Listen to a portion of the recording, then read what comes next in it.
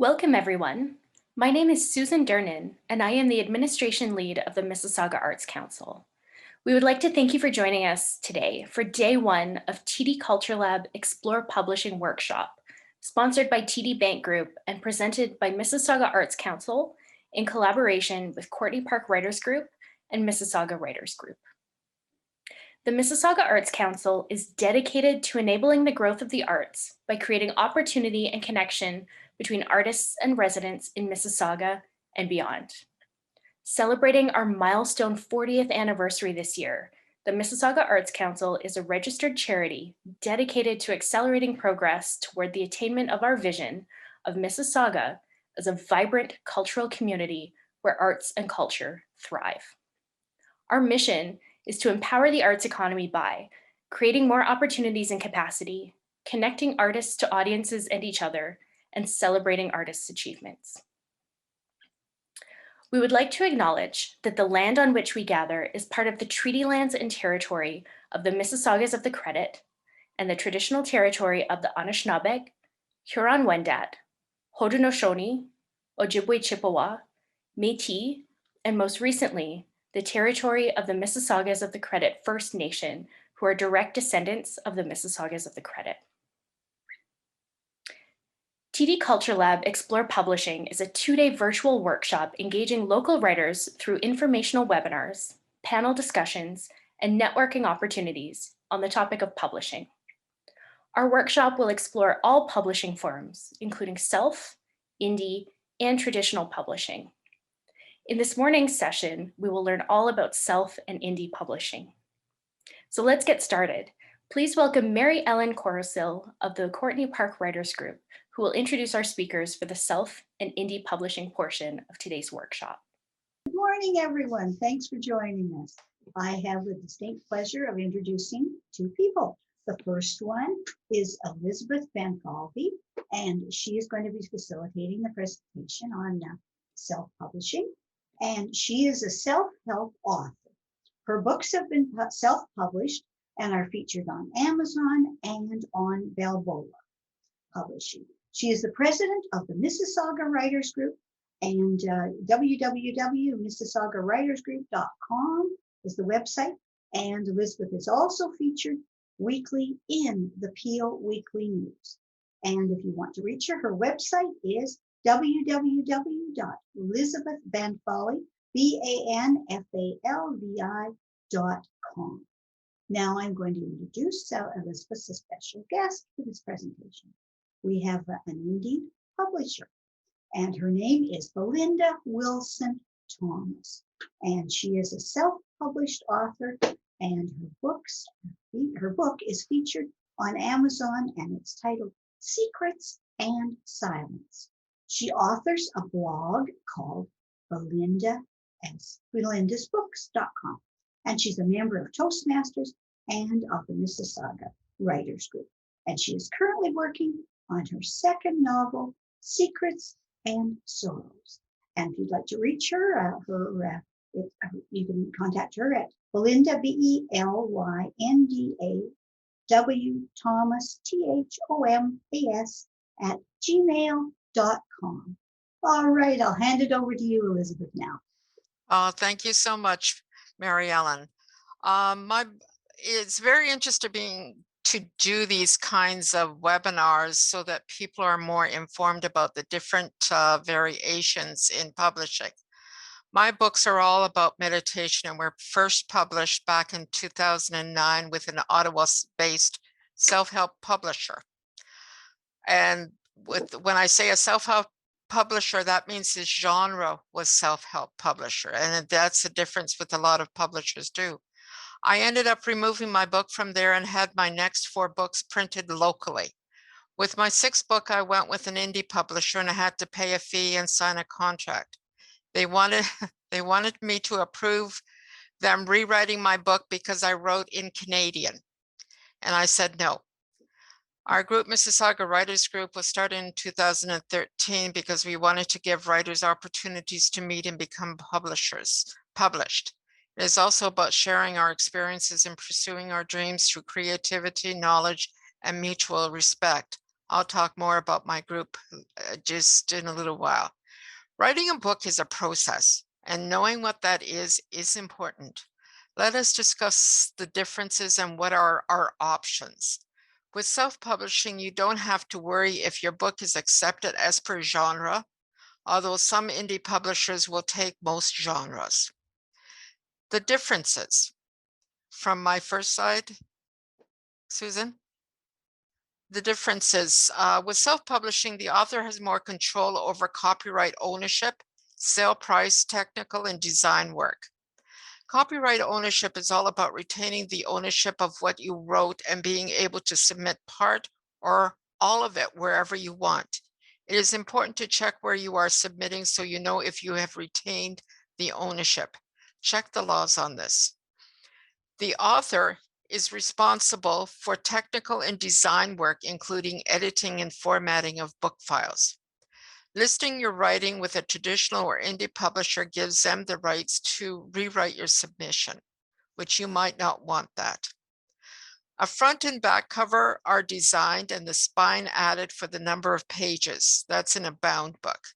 Another option is a chap, what's called a chap book, C-H-A-P, which is saddle stitched, which just means stapled, and it has less pages, but it's about the same sizing. A free Government of Canada ISBN number is obtained from the Library of Canada website, and a barcode needs to be produced. And this will go on the back cover so that it can be scanned and monitored. Files are sent to a book printer, and printing costs are charged. Printing, when done in the States, adds pricing of exchange, shipping, and customs. The author orders extra copies for their inventory. When using a traditional or indie publisher, you pay a percentage of the sales price or a designated price to them. Okay, we need to go to the next slide. Susan? Okay, I guess we're not. 1 to 2 books copies are mailed to the Library of Canada for their ISBN files. So that is always, needs to be done, mainly because they have to have everything that is under their ISBN files. The author decides the timelines for the book's release and puts in place marketing strategies. The author promotes themselves through networking with local groups, gatherings, and events. There are many art and book events through the library and locally. The city presents other groupings that you can attend, such as the Mississauga Arts Council is one of the best ones that handle artists and authors. There is help for writing in all sorts of workshops, webinars, and groups. All right, anybody, any questions with any of that? One question. Yes. I am a published author already of a book of poems. Yes. I do have an ISBN number. Do I have to apply for another, or do I use this for the next publication? Every publication has its own ISBN number, because with your ISBN number, you can monitor what where it's being sold. That's what it's about, is the ISBN numbers for that publication. Okay. All right, that's what it's about. I see.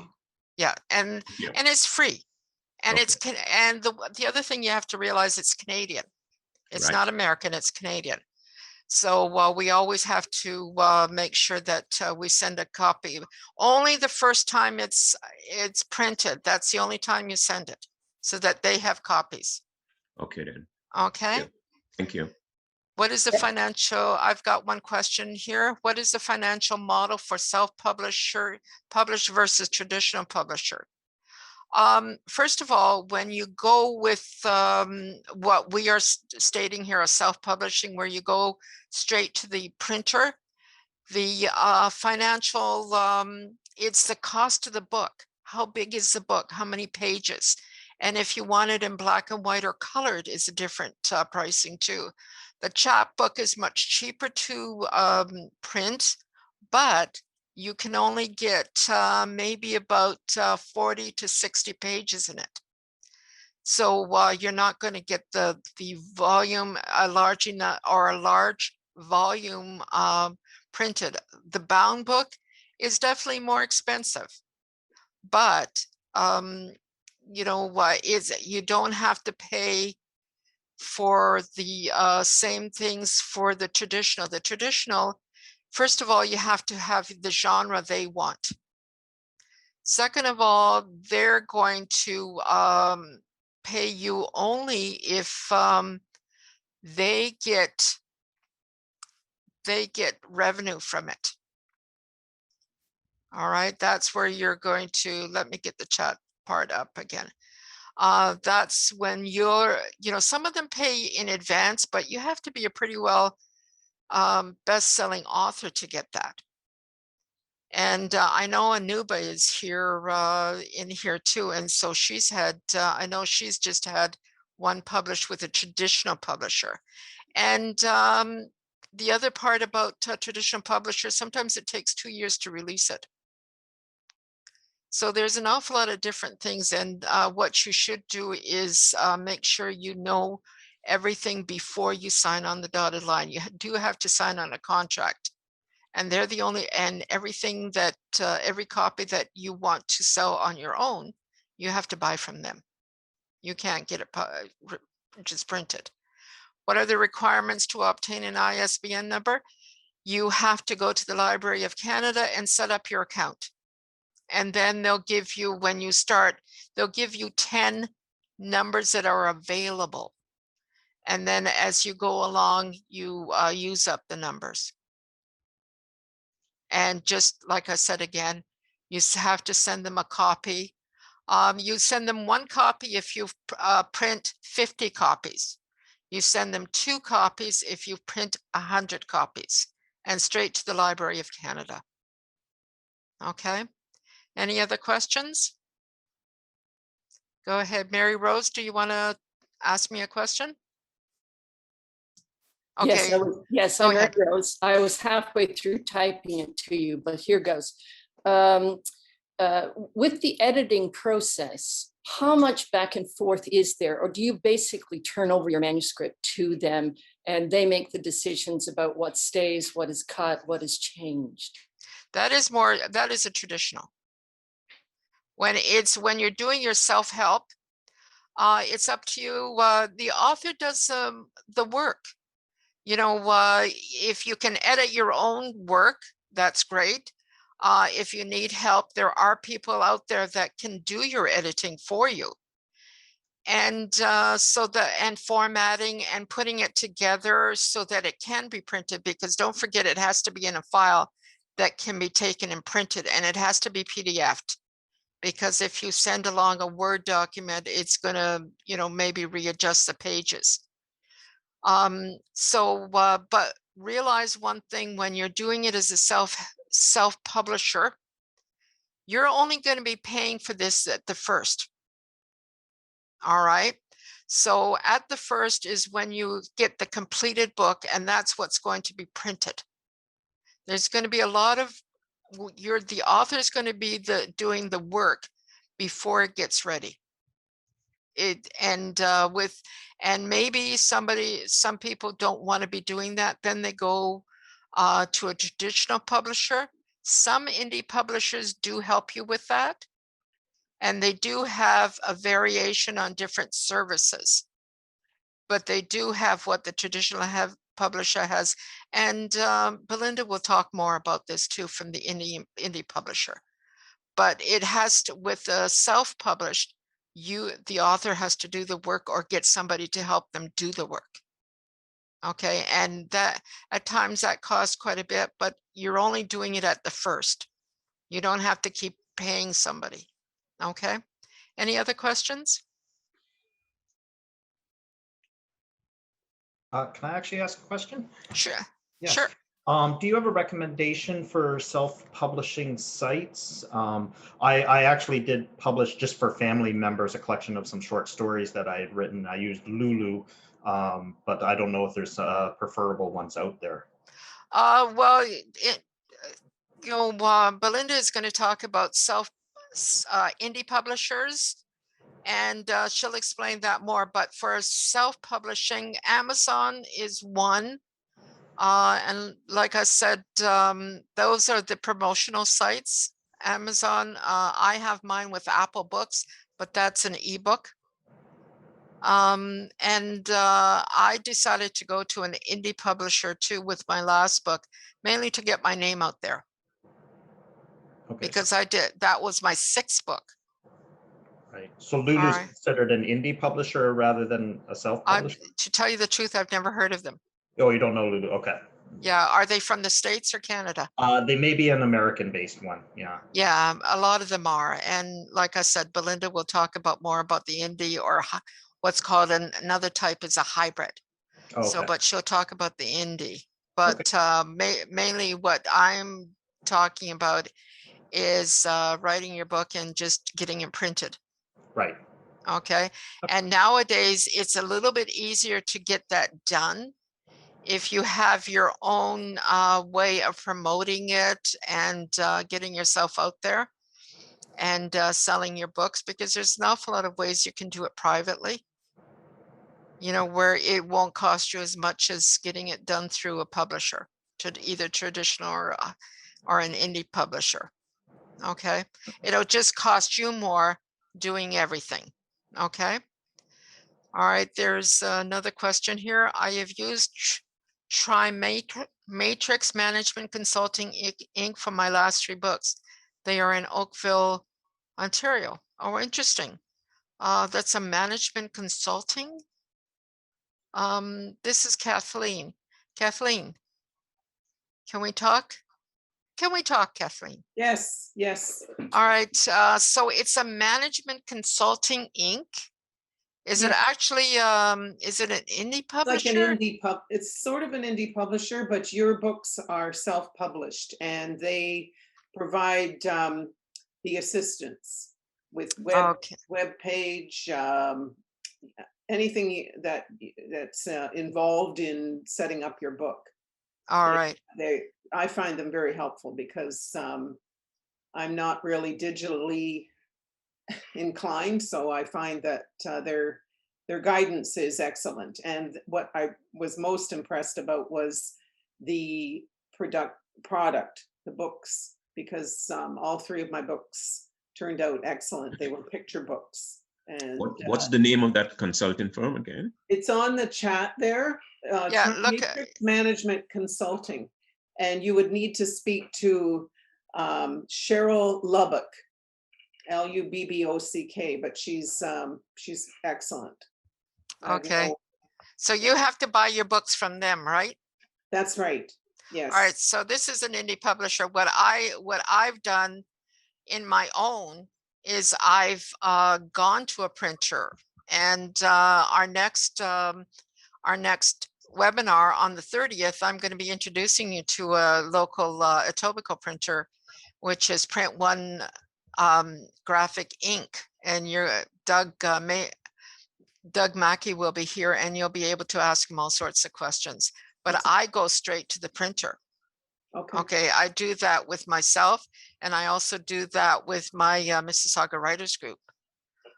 And so anytime that you use indie publisher, and this in case this is, do they edit your book or anything?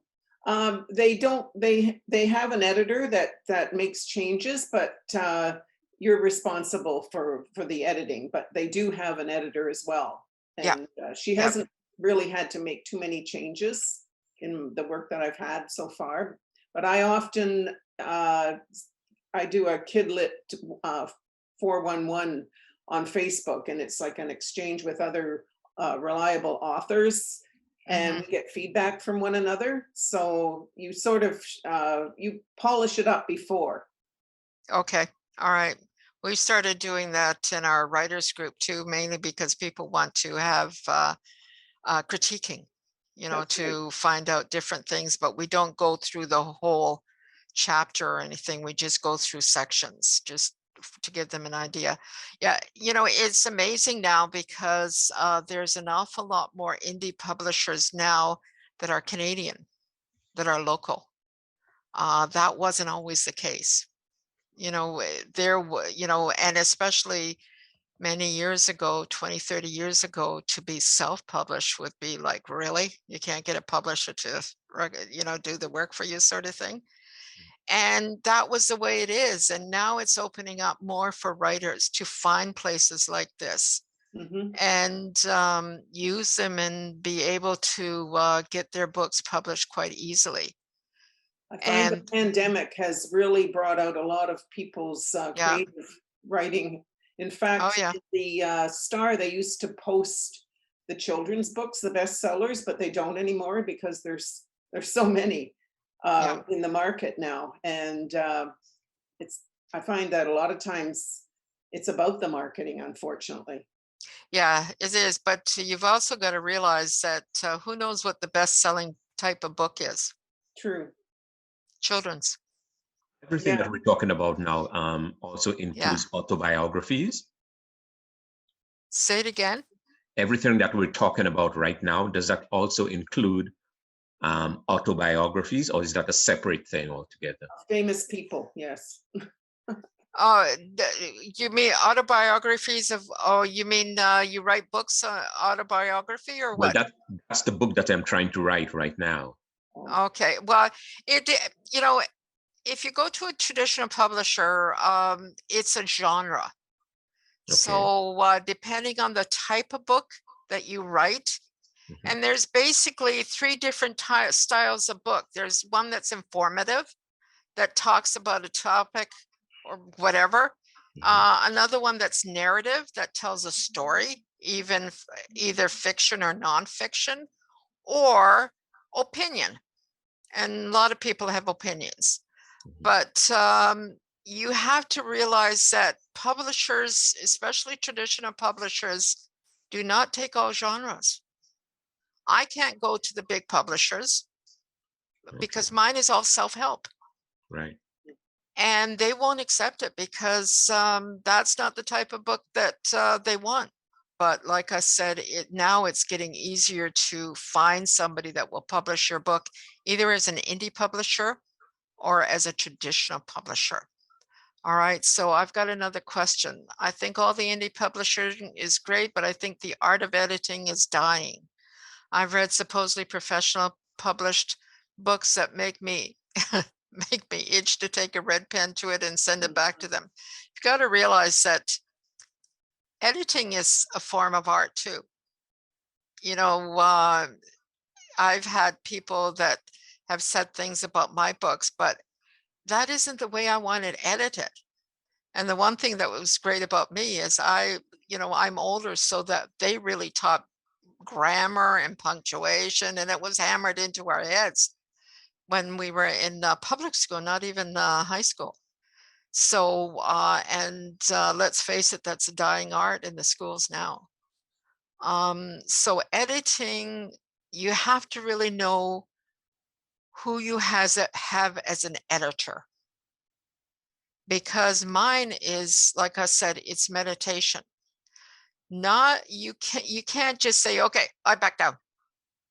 You know what I mean? To edit, to say it that way, what you would do is more have it like a yoga position, like the way they form the words, the way they put it together. So editing is, all the editors aren't necessarily who you want. You have to really know how they're going to edit your books. Okay, so it's like, it may be for, like I said, they wanted to change mine because it was written in Canadian. And I didn't realize that that was a different language, but I guess it is. So it's not always does the editing get rewrite or redo your work as you find it acceptable.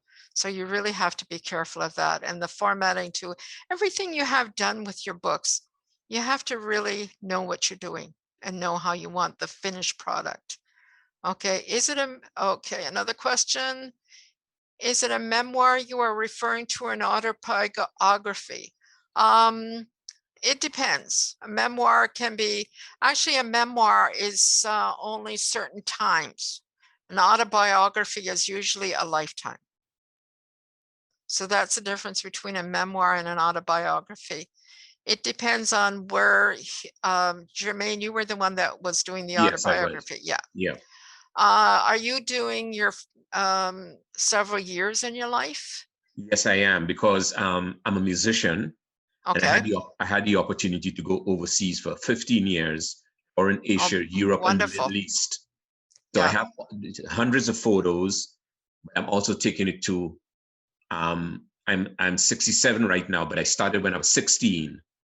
So I want to take it from the Caribbean island of St. Lucia, where I grew up, everything that happened there, immigrating to Canada, and then getting the opportunity to go overseas for 15 years. So Oh, nice. that's almost like a lifetime. Yeah. Yeah, that is an autobiography. Okay. Okay. Yeah. A memoir is if you would only talk about what you did as a 16-year-old. Yeah. Or what you did when you were in Europe, or what Right. you would, that's the difference between a memoir and an autobiography. Okay. So I will be talking about an autobiography then. I need to Yes, get the terms definitely. correct. Yeah. Great. And Yeah. memoirs are usually done, if you think about journal entries or Mhm. journaling your life. Exactly. It's, you wouldn't be having a very long journal entry. That would be more an autobiography, but a memoir would be shorter, more time related. Okay. Okay, and the next question, LGBTQ is what publishers are looking for as well. Oh, okay. So we're looking for Indigenous writing, and right now the world is really relating to groups of people and people that have dealt with a lot of racism and all that kind of stuff. And so I guess they're trying to get people to write about it. And sometimes it's very difficult to put down in writing what we've gone through. And we hope, to tell you the truth, we've all gone through something that maybe we're not in the LGBTQ and we're not all Indigenous, but we've all gone through things. And writing down sometimes what we've gone through is sometimes the hardest thing. But if they're trying to encourage people to write, that's good. That's great. The more we can write about it, the more we can realize what we've learned from it and how we've survived it, and what the next day brings, sort of thing. Because I've gone through personal things, and it's still very difficult for me to write about. Okay. All right. Okay, yes, I found that out recently. Okay. People are talking to each other. All right, different spelling conventions between US English and Canadian English. No, it wasn't just about that, because that I know. The grammar and our forms of speech too are different. And even if you look at what the different areas in the States are too, you can actually say that there are different variations in speech patterns and everything in the States. The southern states compared to the northern states, compared to the western states, to the eastern states. So there is differences, and they actually told me the Americans wouldn't read my book because it's Canadian. So I took the chance with that, but it is what it is, sort of thing. I just didn't want them to be giving me a book back that I didn't feel was my own. Okay, I have a title of a poem with inspirational verses. Do I need an ISBN for that? You need it for a book. Are you, this is Primrose. Are you writing a book? Is Primrose still here? Yes, I am. Can you hear me? Yes. Yes. It started off with inspirational verses. And so right now it's a string of verses tied to one title. Okay. And at some point I might put it together as a book, but I'm not sure if that's the right way to go in terms of having it as a book or just having it as separate poems that's going to just pop up every now and again. And if a need for an ISBN number is needed for each time I do that. Actually, it would be for each book if you do Okay. that. All right. The traditional publisher, they get your ISBN number. You have to realize whenever you go into a store and they scan something, that has an ISBN number on it. So each product has an ISBN number.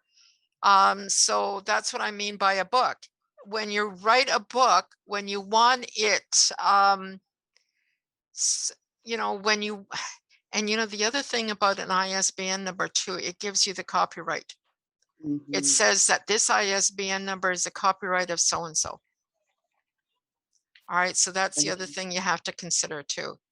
You can always go back and prove, hey, you know what? Somebody took this from my book, but it's actually my book. All right. So it has to be a product. It has to be, as much as you think of your poems and verses as a product, it's a complete, how can I say that? It's a complete like a product. compilation? Yes. Okay. And that's when you get an ISBN number. You can look into this, but it's usually when it's a finished product. Okay. And you're not going to be changing that every day. Okay. That's going to be a finished product, and say 5 years down the line, you say, hey, that's the one that, I had the ISBN number for, sort of thing. That is a complete product. That's what it's about, is being a complete product. Okay, that's really helpful. Yeah. Thank you. The other thing you might, if you don't have an awful lot of poems together, you can do what's called a chap book, CHAP, which is stapled in the middle. Okay. So it doesn't have as many pages, but you can do them more often. Okay. All right, that might be something you might consider. Okay. Okay. Thank you. All right, the next one is BIPOC stores are being requested by traditional publishers. What is a BIPOC? The next comment. Stories. Sorry. The next comment actually defines it, but it's Black, Indigenous, people of color. Oh, okay.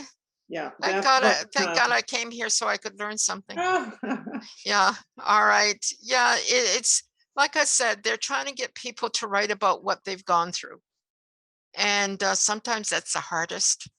But if they're trying to encourage people right now, we did it with the pandemic. And it was really hard to get people to write and, write it down. What are they going through? Because how can you say, okay, what am I doing in the pandemic? It's so new and different for them. It was difficult for them to write about it. We even had a contest last year with the Mississauga Arts Council. And we got some really good writers to write, but it is, they're trying to get people to just talk about their experiences and let people know what they've gone through. So we need to be talking more about what's happened. That's the problem. We need to be more open about talking about, this is what's happened to me, so that people know. And sometimes that's the hardest thing to do. Okay. And we have Mary Lisa. Hello, everyone. I hope you are all doing well. I just completed a course at Conestoga College through, all right, Publish and Self Your Ebooks, 6-week course, costs $185. Okay, if anybody's interested in that course. Yeah, front, back, copywriting, printing options, distributors. Yeah, I have a distributor for my book because of the self-help, and they distribute it to all the stores. I have to give them an inventory and they distribute it. Okay. But that's specifically for ebooks, right? No, it looks like this is all, no, ebook for mine. No, they're actually hard copies, For hard but they're copies? distributor, but they distribute it to all sorts of stores all over Canada. Oh, I see.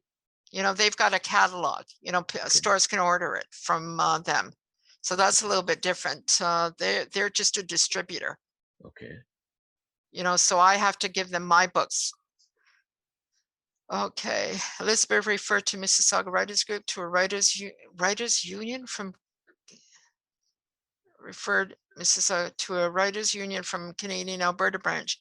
She just published my COVID story in her anthology. Oh, this is Anuba. Yeah, yeah. COVID story in her anthology on healing. Great topic of 180 stories. Okay, Heather, I am American and I call that moose droppings, Elizabeth. Glad you pushed ahead anyway. Yeah, we definitely have a lot of mooses here. Mary Lisa, what a great course. Okay, she's talking about the course. Can you please explain about the chapbooks? Do they need ISBN numbers? Can we publish our already published stories and poems in the chapbook? And do we need an ISBN number? The chapbook is just a smaller version of the book, and not everybody does put an ISBN number on it. But again, like I said, if you put an ISBN number on it, what that can refer back to is your copyright. You know, so that's the only thing. Can we publish the already published stories and poems in the chapbook? And it depends where they were published. Were they already published in a book that was done by a traditional publisher? You know, where were they published before? Do they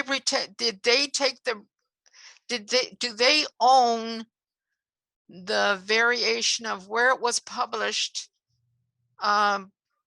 Who still retains the copyright laws? Who still retains the copyright to that written work? Okay. And say it again. Sajid. My poems and stories are all in Mississauga Writers Group.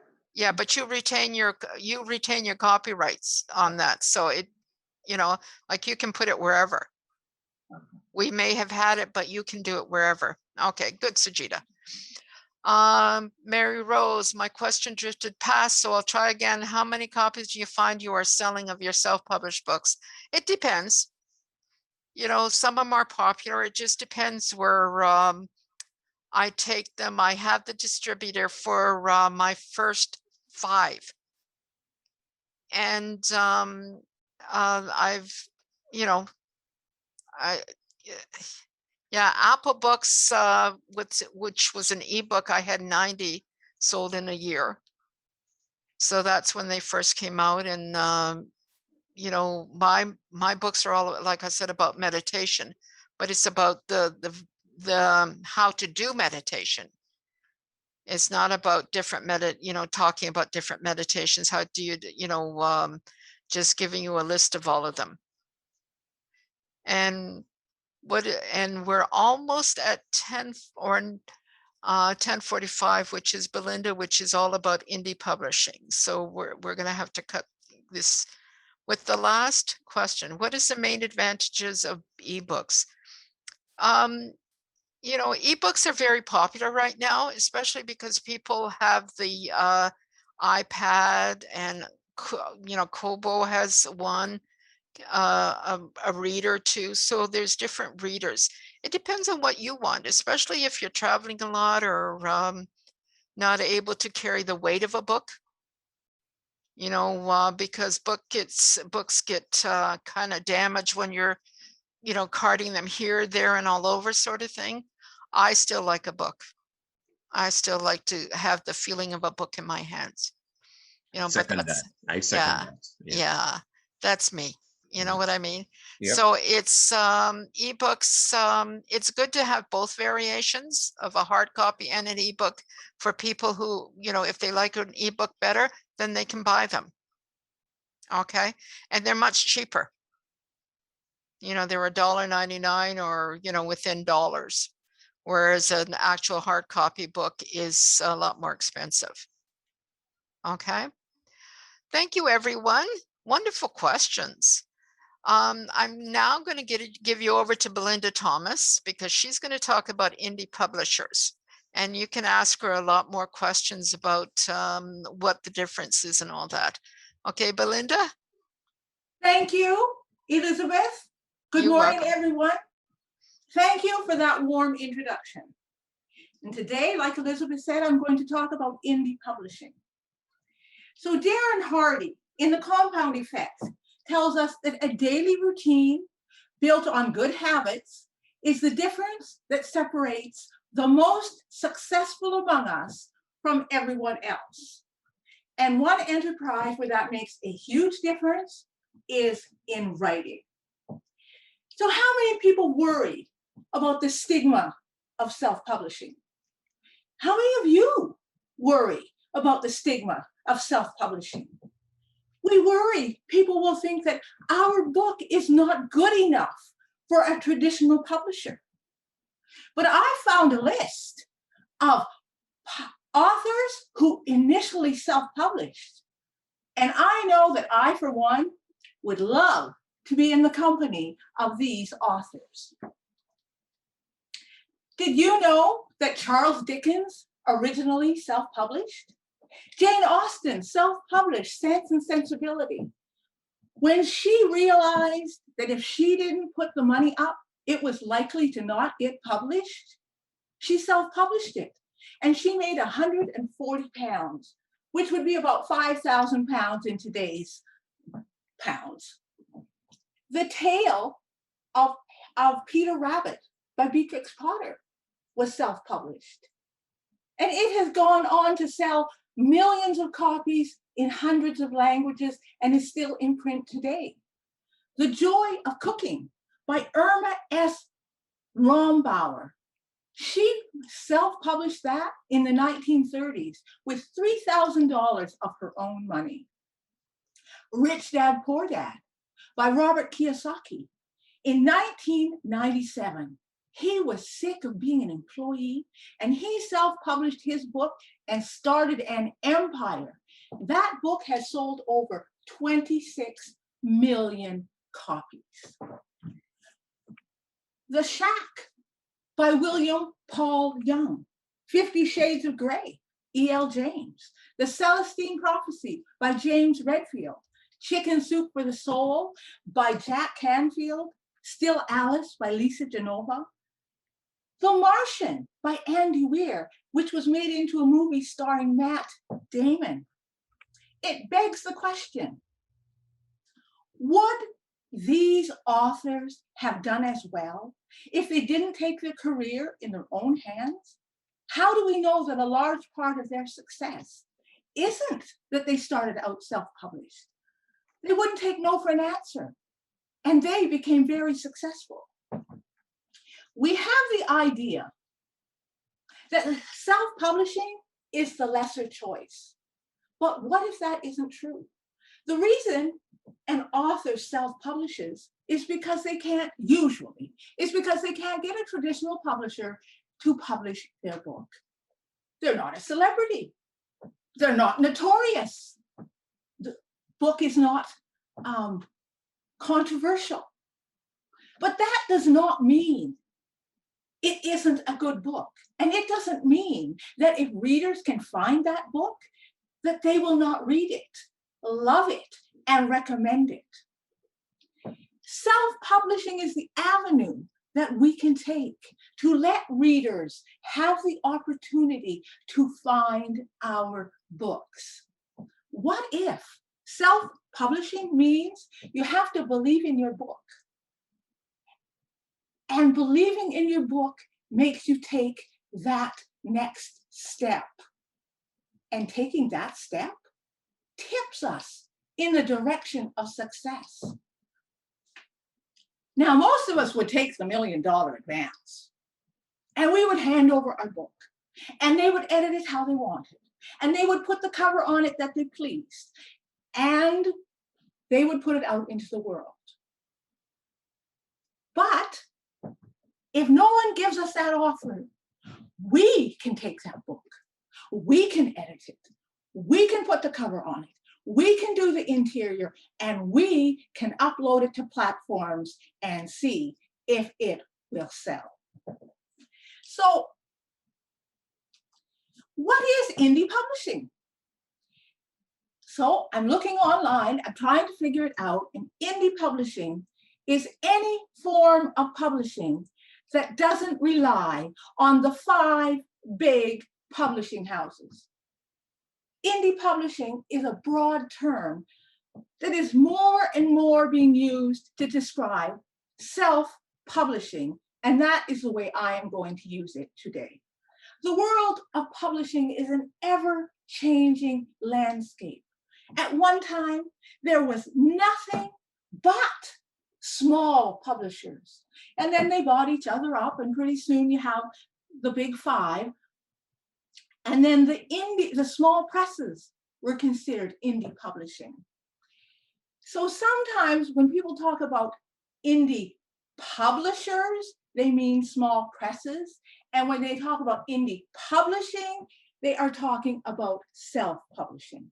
So I use indie author to mean self-published author that is published on a platform such as Amazon, Kobo, Apple Books, Smashwords, Nook Press, and etc. So the author uploads their book either as an audiobook, an ebook, or a print-on-demand book. And some people use the Kindle Unlimited program through Amazon, where you get paid for the number of pages that are read. With being an indie author, you keep all your rights. And that is important because this means that you can sell your rights, you can print your work somewhere else, you have control. And even if you go with Kindle Unlimited, Amazon's Kindle Unlimited program, it is a 90-day exclusive contract that rolls over every 90 days unless you cancel it. So even though you can't put your book, if it's exclusive with Kindle Unlimited, on another platform like Kobo in 90 days, you just tell Amazon you no longer want to be exclusive and you move it to a wider platform. So we have dreams about what being published will mean. And the dream of the traditional published author, of course, is that you write a fabulous book. And the traditional publisher does all of the work, does all of the publicity, all of the marketing, puts the book out, and the books fly off the shelves. Oh, and you got a really, really advance. The dream of the indie author is they write a fantastic book. Either they can edit it themselves or they can pay for editing. They create a fantastic cover or pay someone else to do it. And they can do the interior layout themselves or pay someone. And they can do the publicity and marketing or, once again, pay someone.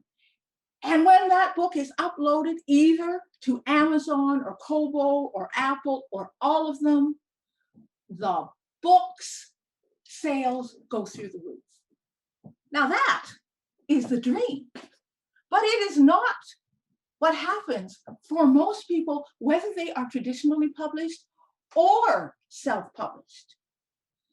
And many of the success stories are actually a combination of both. So we don't have to choose to be self-published, and that is all that we can ever do. We can choose to be self-published, and if we get an opportunity, if a traditional publisher knocks on our door, we can go with them. We can take the advance, we can turn our work over and let them do the work. This is what choices we have as indie authors.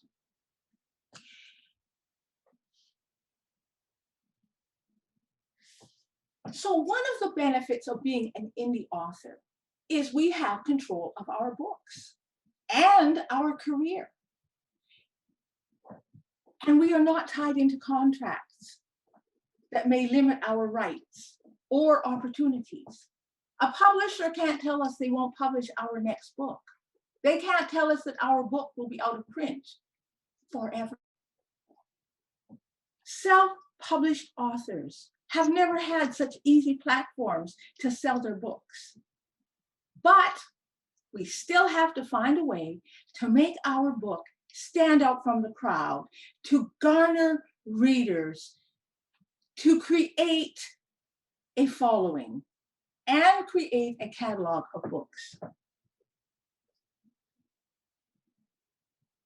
So what are the benefits of an indie author if they play the long game? What are the possibilities of self-publishing? So information gleaned from self-reported data from authors was put together by Farrell Vernon, and he states that 11% of authors fall into authors making over $100,000. Now that's a pretty exclusive club, but it is one that is within reach. And he broke his groups of authors into two groups. Emerging authors make $500 or less per month in book sales. So that would be a maximum of $6,000 per year.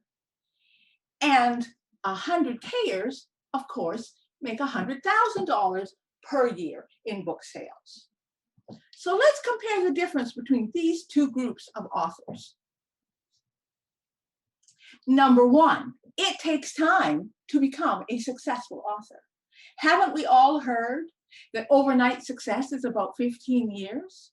So 88% of authors making $100,000 have been writing for more than 3 years, compared to 59% of emerging authors.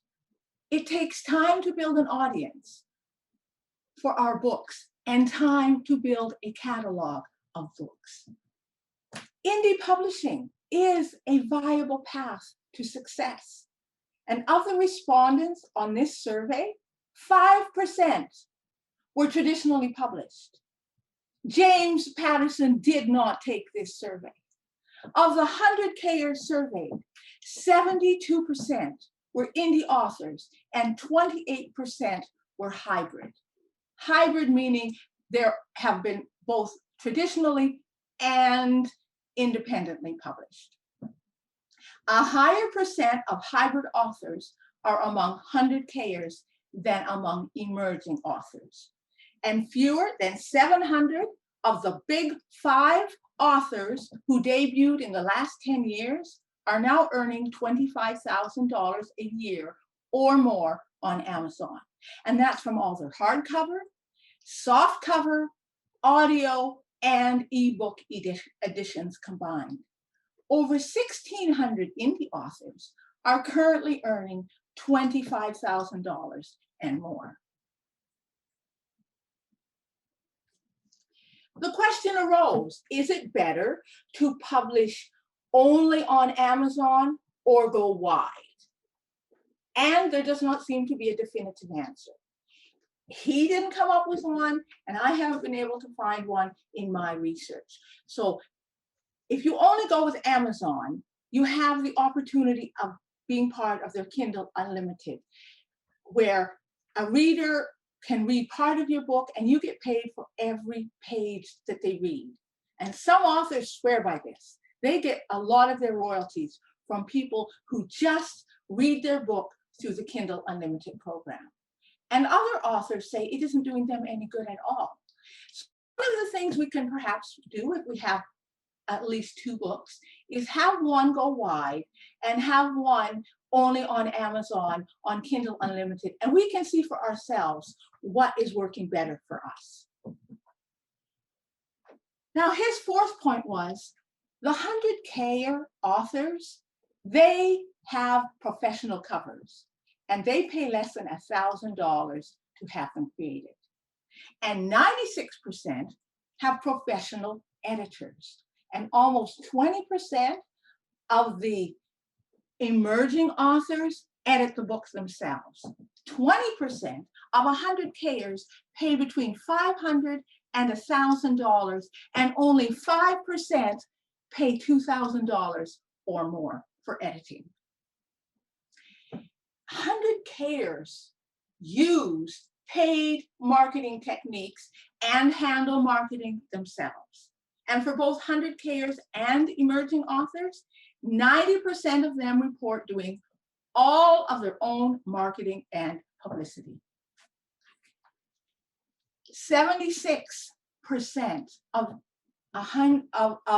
emerging authors have a day job, and 20% of authors earning $100,000 also have a day job. And what he found was, the more hours that you put into writing and the more books that you produce, the more success that you will have.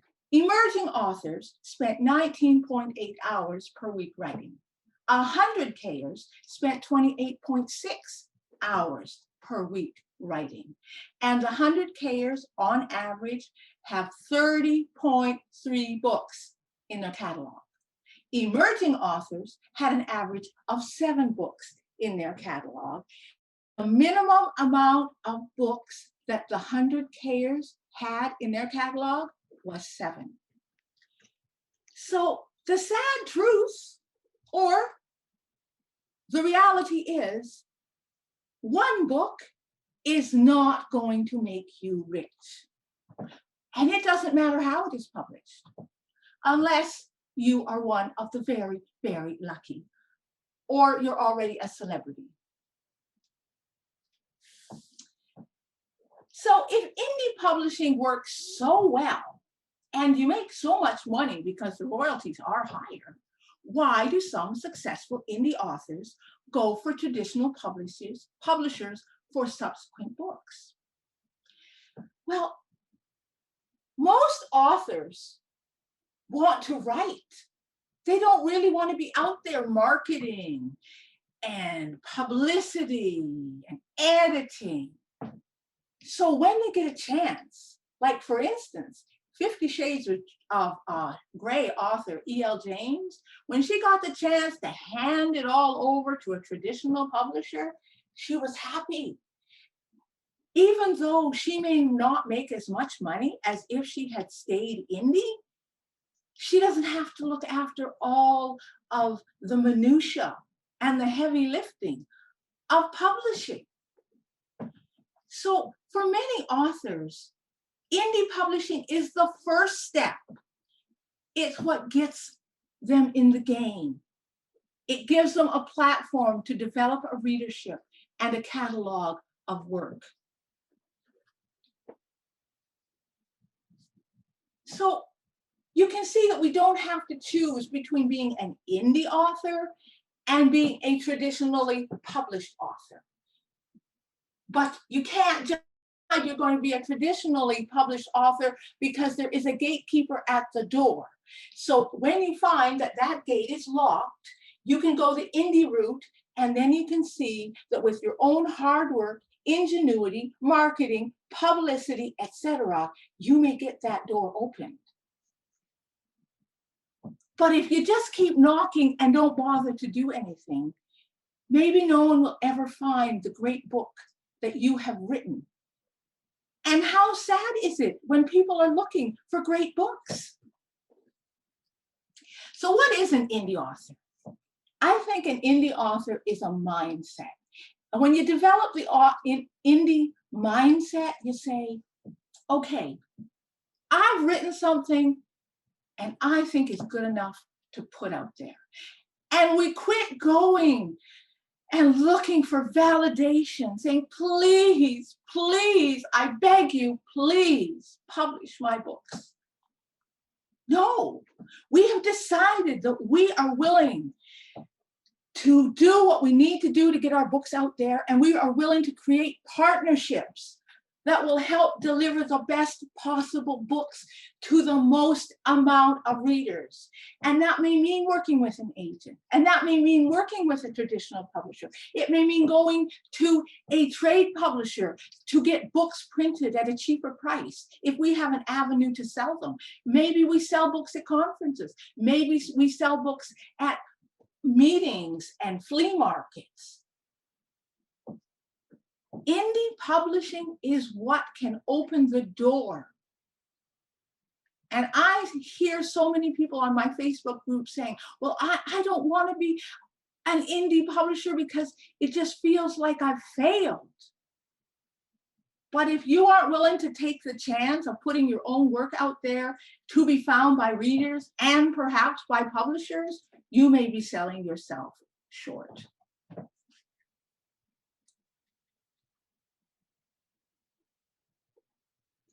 So, how many books are we likely to sell? Whether we get a chance to publish as a traditional author or we self-publish, the sad answer is the average author sells about 250 books in a year. And that is the average. That's the James Pattersons in there, and the Danielle Steeles, and the Robert Kiyosaki's. So the number of books that an individual author is going to sell is not that high. And we may say, we did all that work to sell 250 books. We may have to ask ourselves why we didn't just go get a part-time job at Walmart if we were trying to make money. But if we are writers, then writers write. Writing feeds our soul. We write because we have something to say.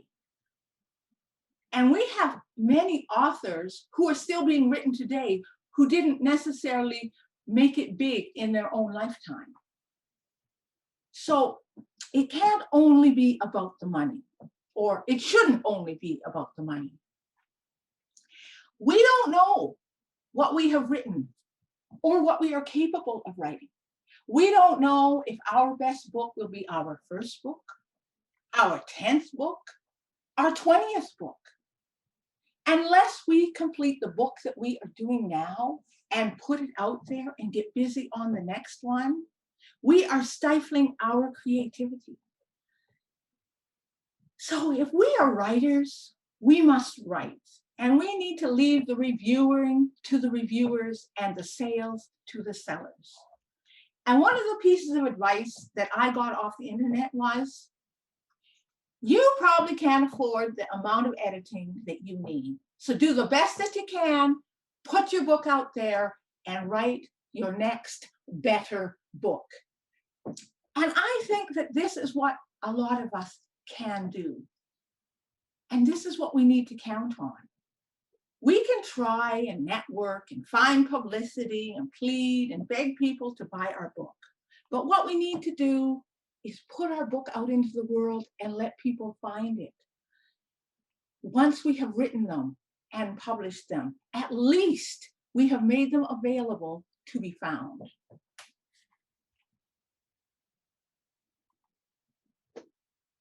So, as I said, if we are an independent author, we own the rights to our book, and we can sell those rights to anyone we want. But we may not have the expertise to do everything that is required to take our book from 18th draft to finished published book. And there are many people out there who are willing to help us. We can hire independent editors, cover designers, illustrators, interior layout people. We can hire marketers, and we can hire publicity people.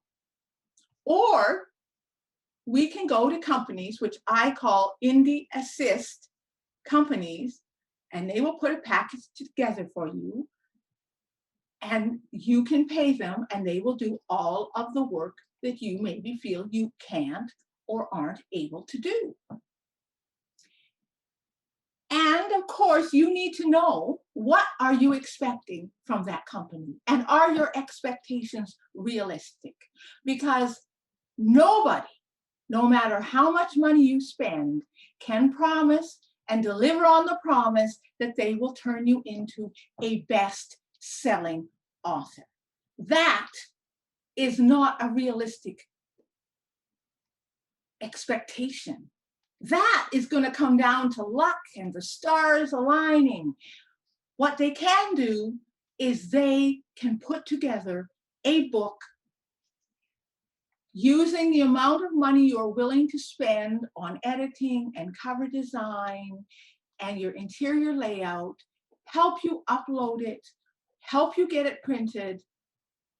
That is what they can do. Some of them you will pay and you keep all the royalties, and some of them you will pay and they want to keep some of the royalties. So you need to be very careful when you sign any contract, whether it's with a traditional publisher, an indie assist, a hybrid publisher, whatever someone is offering you, make sure you understand what you are getting and you understand what you are giving to them.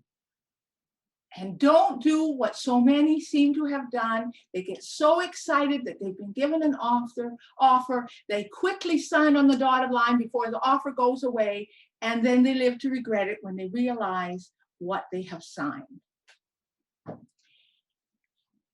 So we may only have limited dollars. And if you have limited dollars, often it might make sense to use those limited dollars on the parts that you really feel you cannot do yourself. So then it may be better if you work with independent editors, illustrators, book cover designers, interior layout people. You can control your cost, you can control the quality, and you can choose the person for each one of those items that you need.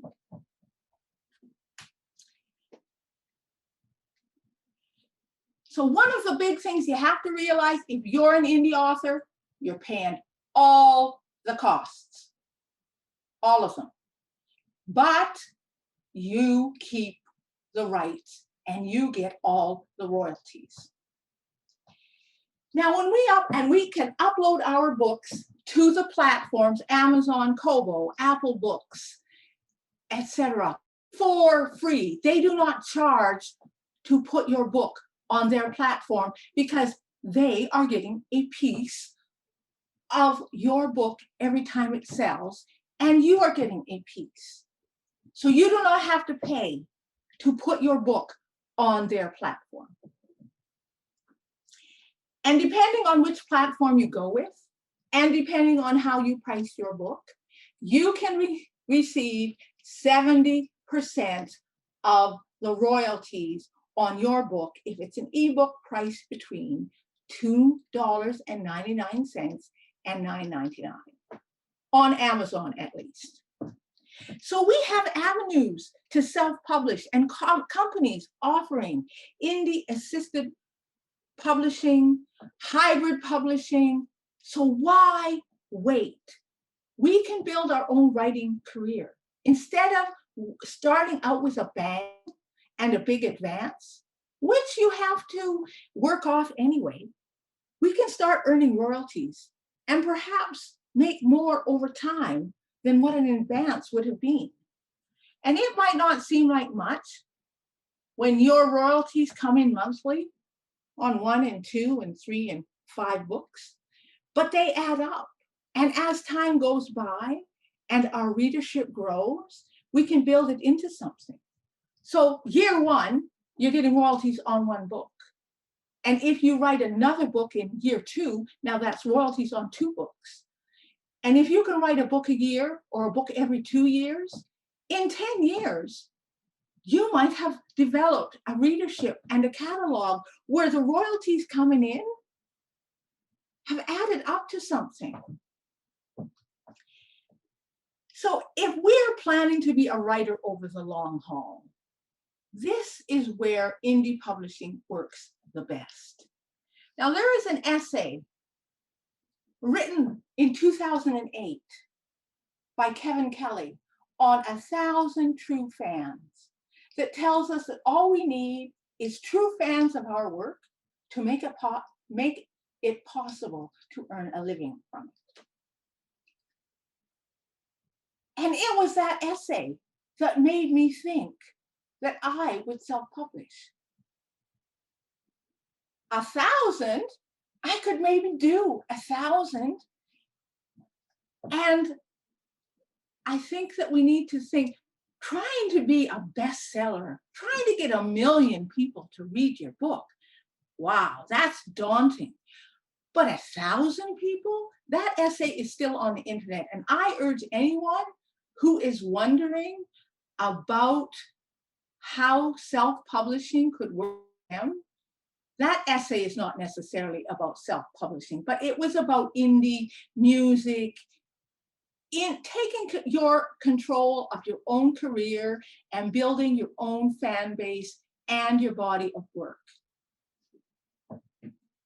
So we can write, and we can make our writing as good as it can be.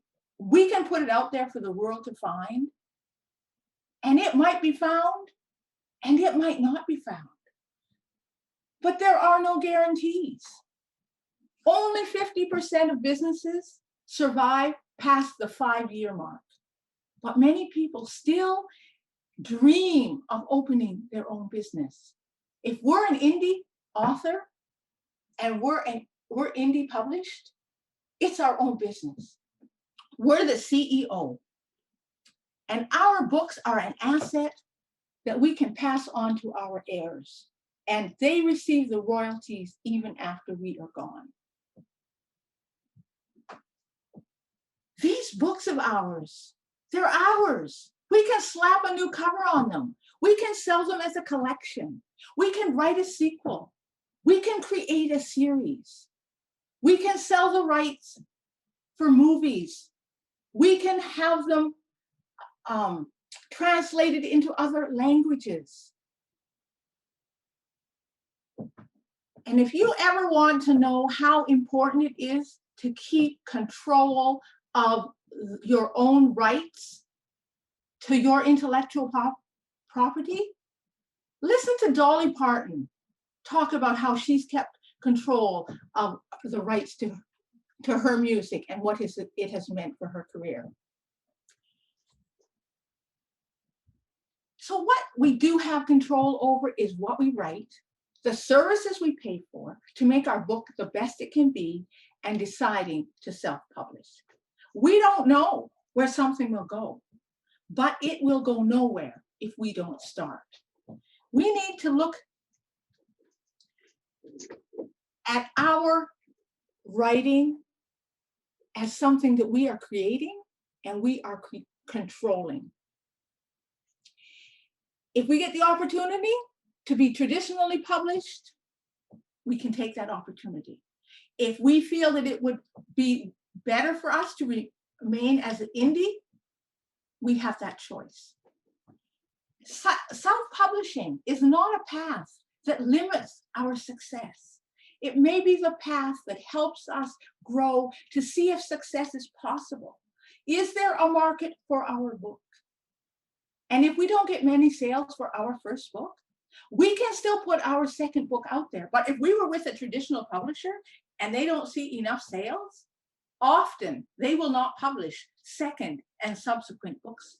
And our writing career could be over before it even started.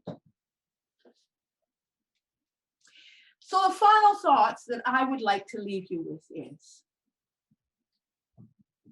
indie publishing is a viable path, and you do not know where it will lead, but it gets your book out there to be found and frees you to write the next one.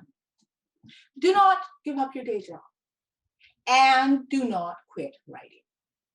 Success is not only about getting on a best-selling list. Holding your own book in your own hand, regardless of how it is published, is one of the great joys in life. The best book is the one you're writing, because it is the one that is feeding your soul. And own the rights to your books, or at least know what you are giving for what you are getting. And know that before you sign on the dotted line. And know, as an indie author, you pay all the costs. And you will get all the royalties unless you make a deal not to. And you need to watch what the companies, because there are companies that when I was doing research for this, I thought were just indie assist, and you paid them for the package you got, and then you would have your book published and you would get all the royalties. And that is not necessarily true. It is still true with the one company. If you pay extra, you can have all your royalties. So be very, very careful of the deals that you are offered and that you accept. So we can harness the compound effect in our life by writing and publishing more books and attracting more readers. And where this will lead in 10 or 20 years, we have no idea. Bill Gates tells us we overestimate what we can do in 1 year and underestimate what we can do in 10 years. So now we have a few minutes for questions before I hand the meeting over to Susan Dernan. Any questions? There's one question, Belynda, is are boutique publishers the same as independent publishers? I think it's going to depend on what umbrella you look at. A boutique would be a small press, I would think. So I am looking at indie as in the platform where you can put your work out there without a fee. So that's the Amazons, the Kobos, Apple Books. The deals that you're going to make with an indie assist or a boutique publisher is not going to be free. So I'm talking about the free platforms, and then you're going to pay as an indie author for whatever services you use. A boutique publisher, I would think, might take your book and almost do like a traditional publisher. Some of them may pay you in advance, some of them may not. Some of them I have heard as a hybrid, a different kind of hybrid than what I was talking about, is where they want you to pay part of the cost and they pay part of the cost. And then I guess you get part of the proceeds and they get part of the proceeds. So there's all manner of deals out there. This is a rabbit hole. I had no idea when I started doing research for this. I don't have an answer, but I think that they could come under any number of things, and they could call themselves a boutique publisher. And what they're offering you and what you think they're offering you might not be the same at all. Okay, there's another question here. In your opinion, do Amazon ads work? I have no idea. I have not used them. So I'm reading that some people are saying no, some people are saying yes. I think a lot of times it's going to depend on your genre, for one. Do you have a genre where people, if they look at your book, go, wow, I want to read that book? Or do you need to create a relationship with the readers who are probably going to read your book? So it's really going to depend. Okay. There's another question. What was the name of that essay again you were talking about? 1,000 True Fans. And the author's name is Kevin Kelly. And it can be found on the internet. Okay. Is there a list of indie assist companies? I know of one, which is Tellwell, which is Canadian, located in Victoria, BC. I think there's a lot of author solutions companies, which I would put in the author assist category, although I believe they keep part of your royalties, but so does Tellwell now, unless you make a specific agreement with them and pay extra money to keep your royalties. Okay, there's some other chat on the chat line, but it's very much telling you what a great job you've done. So there's far too many for me to be reading it to you. Okay, are there any more questions? It said something about name of publishing study and where can source a that was copy. Ferrell, Ferrol, Vernon. Okay. Can I upload my self-published book to Amazon and also to other platforms? Yes, you can. That would be called going wide, but you cannot upload the same files to Amazon and to Kobo and to Apple Books because they each are going to have specific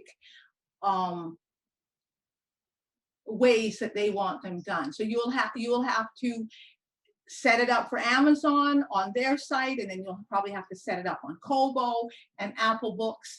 Amazon, I believe, is the easiest, and it is the biggest, and it is the one I went with because I was just starting out. So, but absolutely, the only thing is you cannot be part of Amazon Kindle Unlimited program, which is where you get paid for the page reads, and be on Kobo or Apple Books or any other. Okay. There'll be more time to be asking questions too in the lunch break, but is there any more that that you'd like to be asking Belynda? Anything in person? Okay. I have one question. I wrote it in the chat, but I'm telling again. I want to ask Belynda because I have lots of published poems and stories in Mississauga and other online. If I want to introduce my work in a book back home, so I can promote my work there also, can I go with like a publishing or printer back home? So what I need to do? If you want to go with a printer, I think that would be more like what Elizabeth was talking about. You would format your files and you would take your files to a printer who is going to print physical books for you and then hand you your books, which you are going to distribute. Is that correct? Yeah, like same thing I have to do back home with the publishing company over there. Because it's published in Canada, so I want to do with them. So I promote my work back home, and here it's already published. So I want to know, I have to contact a publisher over there. Well, it would depend. If you wanted it available online or as a print-on-demand book through Amazon, and I believe that they can be bought in India, then you could go through Amazon. But if you wanted to have it so that it is printed in India and then you want it distributed there, I think you would just send them your files and you would have them print physical books. Yeah, yeah. My question is, I have to contact there and send everything to them from here. Right. Or I will go. You should be able to send it digitally though. Okay. Okay. Yeah, got it. I would think. Thank you. Okay, Sutcliffe, she had her hand up. Yes. I've just finished writing a novel, and I wondered if I could just go and get somebody to print it for me, and then I get the copies. So I just want to distribute it amongst my friends, actually. Okay. How many copies are you going to want? Probably about 50. Oh, then you can get. I have the printer coming in on the 30th. And his name is Doug Mackey. He's from Print One Graphic Inc. And they're located in Etobicoke, and they can do it for you. All right. Great. You just have to have the cover with the spine, depending on how many pages are in the book. There has to be a spine for a bound book. Depends on how many pages you want. Well, I've just got it on a memory stick at the moment, and it's about 420 pages. Oh, definitely you would need a spine with that one. Yeah, yes. Yeah. And I've got a photograph I'd like to use for the cover. Oh, okay. Then you have to have the cover ready, the back, front, and spine cover ready, and they can You don't probably mean physically ready, do you? You mean on a on a disc, yeah, oh, as a right, file. right, yeah. Yeah. Mhm. And the formatted version of your book, and then you can send it straight to the printer, and you can talk to him on the 30th. Oh, Okay. thank you very much. Thank you. Thanks. You're I welcome. appreciate that. Thank you. All right. Anything else for Belynda? This question is for Belynda as well as all the experienced panels. Has any of you thought about helping others, who are trying to get their book published, maybe for a fee? You have to realize that everybody that's doing that for you is going to do it a little differently. Right. I do it for our group mainly because I'm responsible for getting the book ready. And I was lucky because I was always in admin. So I always had to do the formatting, the editing, the everything. Okay. And I am very lucky in that. So, but as far as helping you, definitely there are so many, we're going to be talking to different writers groups in the lunch break that are there for, everybody's there to help each other. Okay. And with helping each other, you also learn. Correct. All right. So that's one thing you have to consider, what exactly you want help with. Mm-hmm. And then you find out if the person you're going to have edit your book is the person you want editing it. Because they can rewrite your book, like I said about the Canadian and American and all that.